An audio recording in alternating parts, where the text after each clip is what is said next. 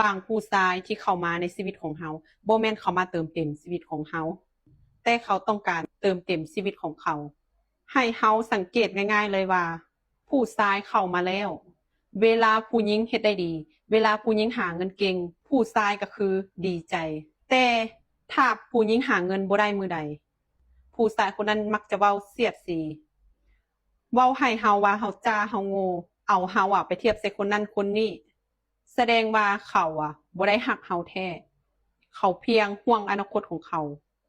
เขาย่านเขาไปบ่ฮอดฟังซึ่งผู้ชายที่เขาฮักเฮาเขาจะต้องเฮ็ดทุกสิ่งทุกอย่างเพื่อตัวเฮาเขาจะทุ่มเทถึงผู้ชายคนนั้นจะเป็นคนที่ว่าทุกข์ยากเป็นคนที่ว่าบ่มีเงินเป็นคนที่บ่ร่ำบ่รวยแต่ก็เอาใจสู้เพื่อผู้หญิงคนนั้นฉะนั้นเบิ่งดีๆคนที่อยู่ข้างๆเฮาเขาฮักเฮาหรือเขาห่วงอนาคตของเขา